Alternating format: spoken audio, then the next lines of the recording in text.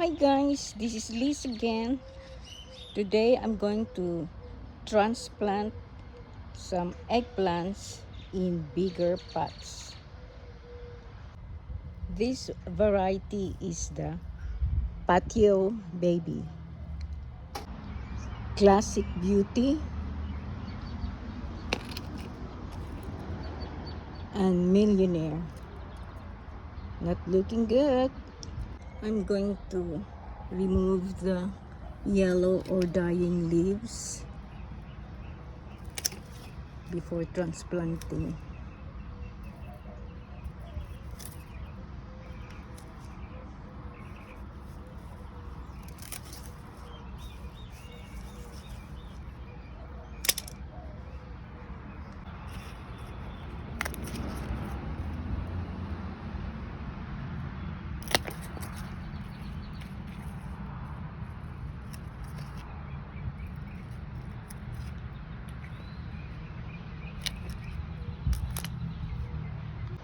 I'm not going to remove the big ones because the fruits need protection from the heat of the sun, because we're in southwest Oklahoma, so it's quite hot here and we're already in the 90s. This plant has lots of flowers already, so I'm going to use bone meal, which has a phosphorus value of 15, alfalfa meal, and a little of all-purpose fertilizer triple 13, because in order to make or form the fruit, it needs potassium. Triple 13 fertilizer,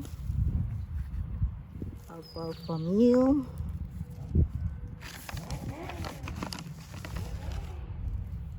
and the bone meal.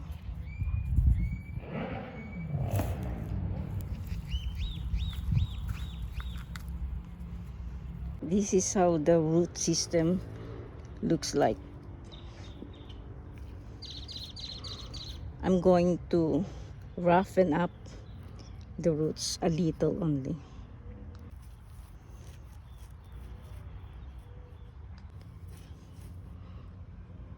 The new soil level will be the same as when I bought the plant.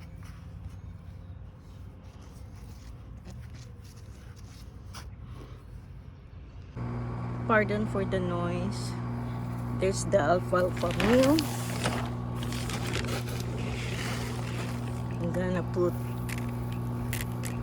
the triple 13.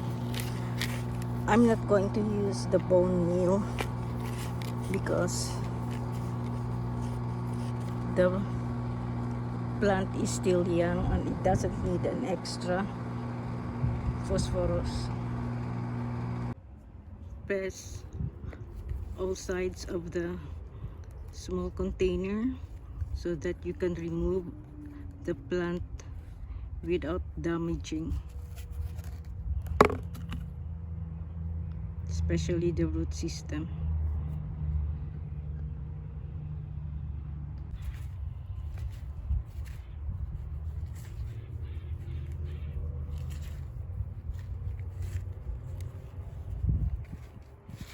You need more soil.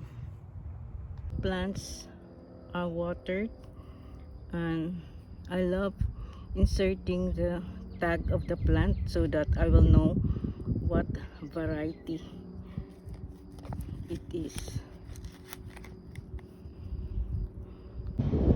Eggplant usually begins to show flowers or blooms within 60 days or more if you're starting from seeds. My first tip is to harden the seedlings if you start them inside your house. By hardening them off outside for over 1 to 2 weeks so that they become accustomed to a new environment or climate.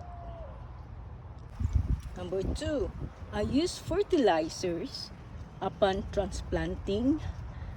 Then after 3 weeks, to encourage more foliage, use a fertilizer higher in nitrogen value than the phosphorus and potassium. I supplement with fish fertilizer. Use minerals like calcium and magnesium. I pound cheap calcium tablets, then dissolve in water to prevent blossom and rot.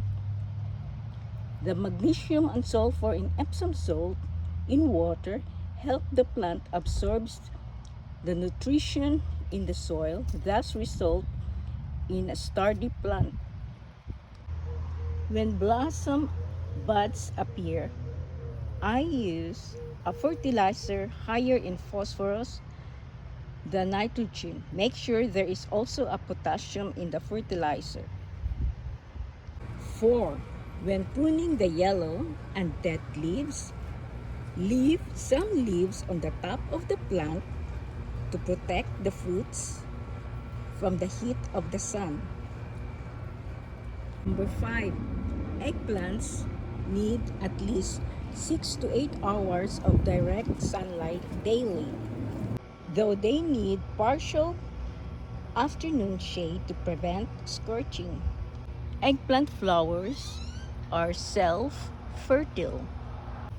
Once the plant flowers, you need pollinators like bees, butterflies, or hand pollinate by shaking the plant gently to release pollen.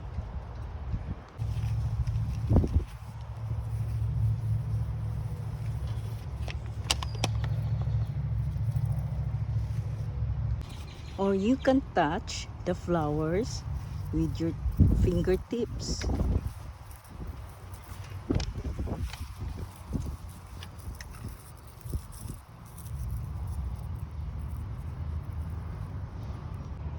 If not pollinated, the flowers turn yellow and drop off without leaving the small fruit. You got a small fruit here.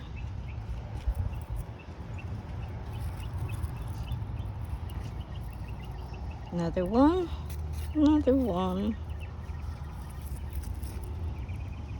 It will take about 7 to 14 days for the fruit to fully mature.